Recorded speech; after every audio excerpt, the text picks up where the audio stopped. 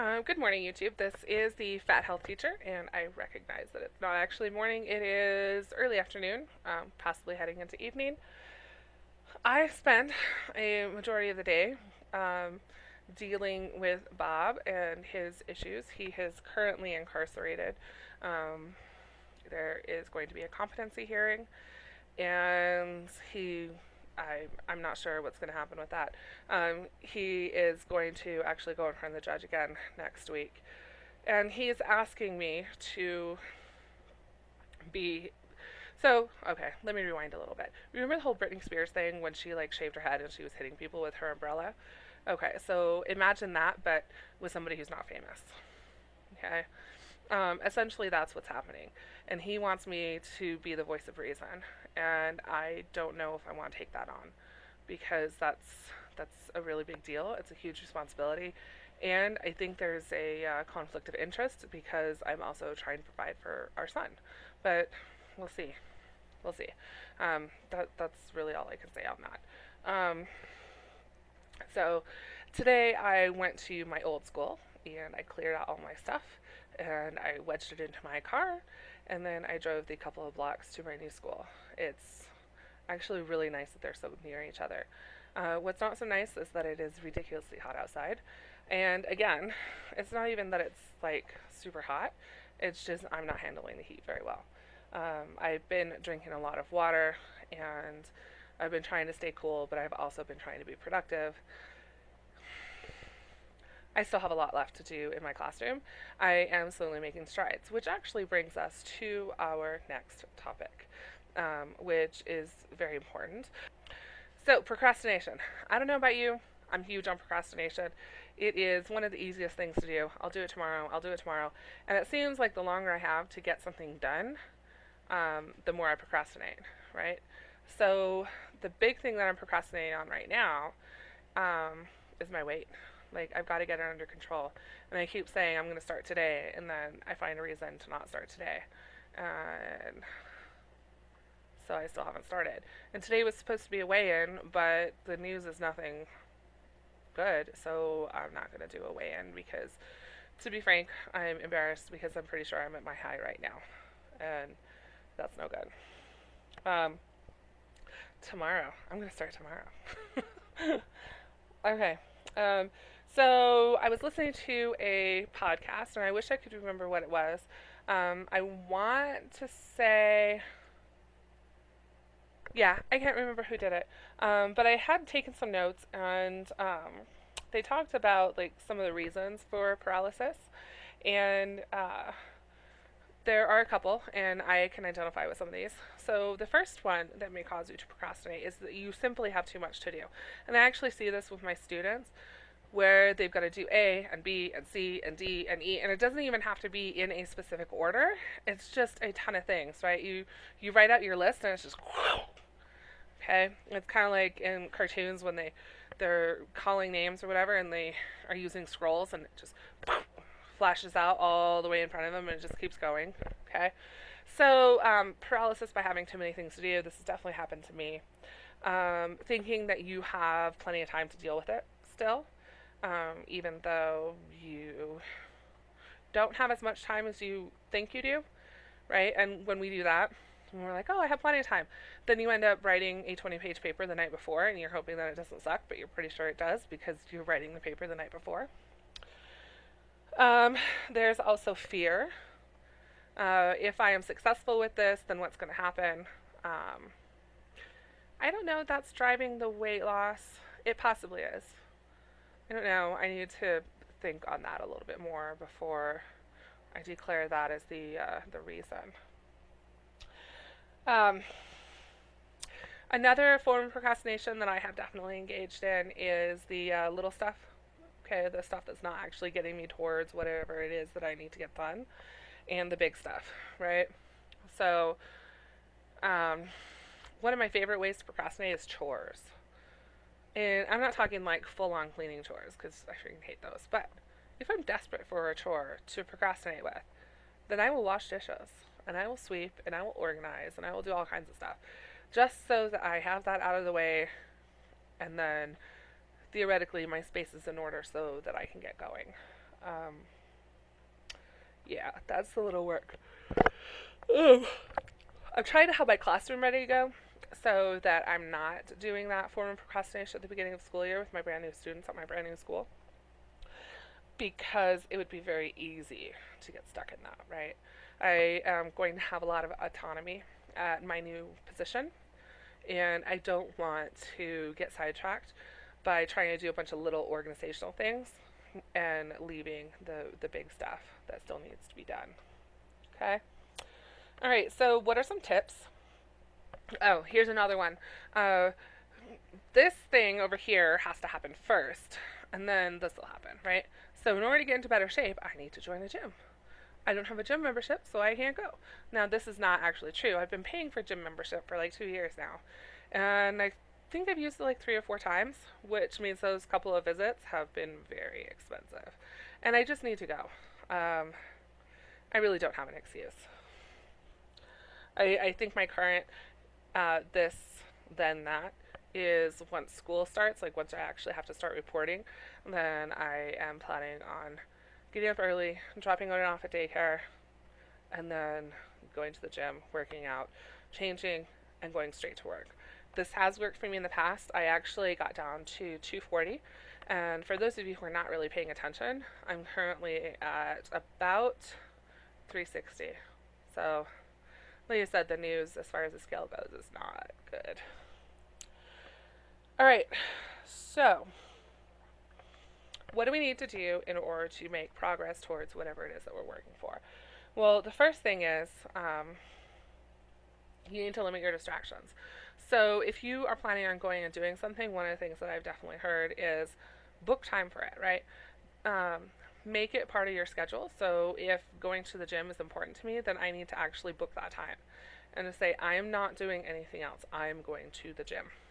Okay? Which makes a lot of sense, right? Just it needs to turn into a non negotiable instead of a I'll do it if I have time. Because honestly, if I'm not going to do it until I have time, it's just not going to get done. Um, there is the pushing through until you get it done. So you just, like, you're not sure that you can get it done. You're not sure you can get it done well.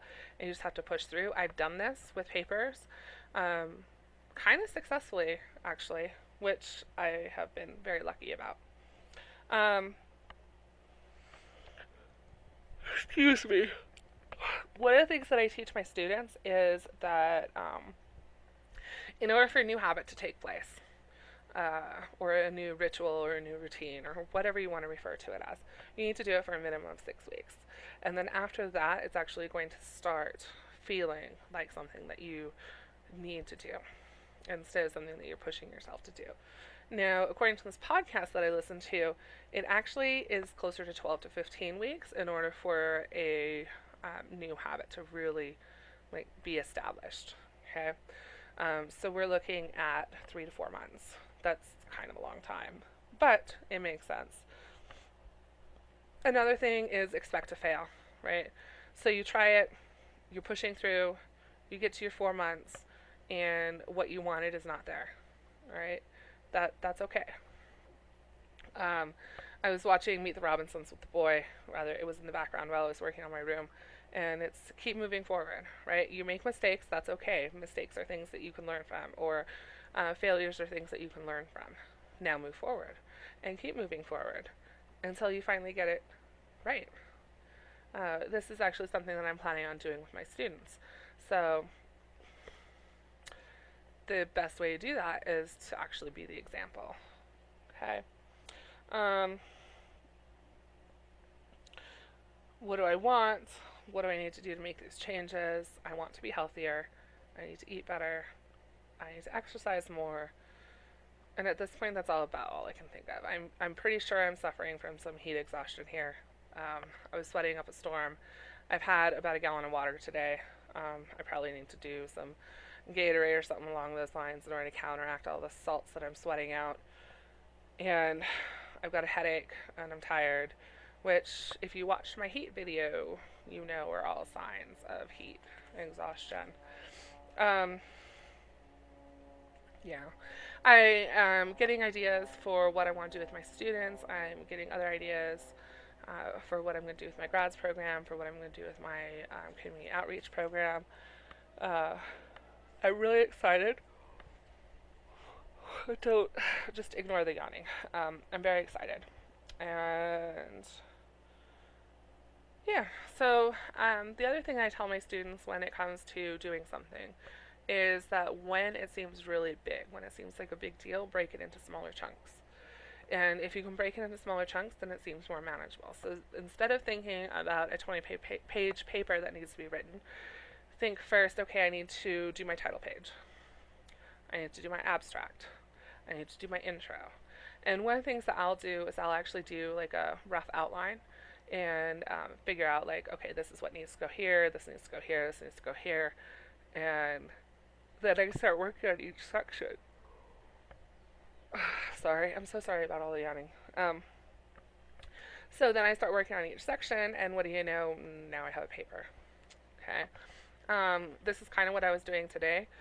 I loaded up the car, and I went to Sonic to get a cold beverage. And I thought, okay, I'm going to go home. And then I thought, no. I'm going to go to the new school, and I'll at least unpack and put the stuff in my new room, right? So I unpacked, I put the stuff in my new room, and while I was there, I thought, oh, I can just do one more thing, just one more thing, just one more thing. And the next thing I know, it's like 4 hours later, and I've actually made progress in the room. Not a lot of progress, because I'm freaking tired, but I have made progress in the room. Yeah.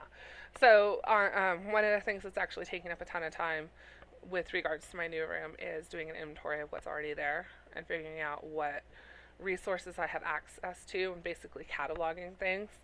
I don't want to throw stuff away yet because I don't know what's going to be useful or not. And if you are not a teacher, you don't get this, but when you take over a teacher's room, so when you go into a new teacher's room, there is pretty much always something left behind. I mean, the only time you're walking into a room that doesn't have anything in it already from a previous occupant is if it's a new build, right? I tried not to be that teacher when I cleaned out my room, so I think I left one small shelf of things that might be useful for the new teacher. Most of it is stuff that actually belongs to school, so there's a program called Project Alert, which belongs to school. There are a lot of books and that kind of stuff that belong to school. I did leave behind some of my science resources because I don't know if this person's going to be teaching science, and it can be helpful. I actually found a pretty comprehensive program, and so I left some of that behind. I still have access to it, but I left the hard copies. I don't know if they'll use it. I don't know if they won't. We'll see what happens. But I did not want to be that person who, because I've done this, where the person comes into a classroom and there's just so much stuff. When I first moved to Wilson, it actually took me 2 years to go through everything that was in the first teacher's room. And I was moved from that initial room to a different classroom, to a science classroom when the science teacher moved to a high school. And so now I had the stuff from my old room and then the stuff from the new room. And I had to figure out what was there, what am I working with, what's going to be useful, what's going to be outdated, what's what. As I was going through stuff, I think I saw some from the 90s, the early 2000s. This doesn't mean that the materials can't be used, but it definitely means that I need to consider whether or not these are things that I can incorporate into my lessons or into my curriculum. Okay, interesting thing, having a conversation with my partner. I told him I needed to set up the room, and he's like, what do you need to set up? You have a room, you have desks, you have chairs. That's it. It's done. Anyway, he didn't get that you set up your space in order to kind of set the tone, set the environment for the students as they're coming in. Okay. So yeah, he didn't understand the idea of setting up, and I like to put posters on the walls and make things organized and figure out what's going to go where and what my system's going to be. And since this is my first time in this classroom, it's going to take a while, and it'll probably get changed multiple times before I finally find a system that kind of flows. which is what happened in my old school. I was going on my 10th year, so if I had stayed there this coming year, it would have been 10 years. Um, and I had just kind of figured out what my system was going to be, which is okay. I actually like change. I like the challenge. I like adapting to new situations, which is interesting because professionally I don't mind that, but personally it kind of freaks me out. Anyway, um, you can beat procrastination if you're determined. Make a list, figure out what you're going to work on, do one thing, and then if you have a chance, do one more thing. I've done this with grading, right? So I would have all my students do their stuff in notebooks, and then I'd have their students turn in notebooks. And so then I end up with just giant piles of notebooks. And the way I would get through it is initially I'd look at it and I'd say, oh, that is so much grading. I can't right now. And what I would do is I would pull 5 books, and I would say, okay, I'm going to get through these 5. And once I got through those 5, I would pull another 5. And I would just keep doing it in chunks of 5 until I got through the whole thing. So if you were determined, if you want to get through whatever it is that you're procrastinating on, you can do it. Break it down, take it step by step. Don't be intimidated by the big picture. Look at the little stuff. And give yourself months to get this new habit together. This is the Fat Health Teacher signing off. I hope you all have a fantastic day, and I will do my best to put together another video tomorrow.